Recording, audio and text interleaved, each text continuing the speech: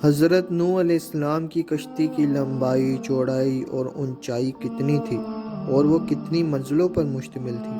اس کشتی کی لمبائی 300 ہاتھ، چوڑائی 50 ہاتھ اور اونچائی 30 ہاتھ تھی، اور اس کشتی میں 3 منزلیں تھیں۔ سب سے نیچے کی منزل میں درندے، کیڑے مکوڑے، دوسری منزل میں چوپائے یعنی گائیں، بیل، بھینس وغیرہ، اور سب سے اوپر کی منزل میں انسان تھے۔ اور بعض نے اس کی لمبائی 30 ہاتھ اور چوڑائی 50 ہاتھ اور اونچائی 30 ہاتھ بیان کی ہے، اور یہ ہاتھ مونڈے تک شمار کیا ہے۔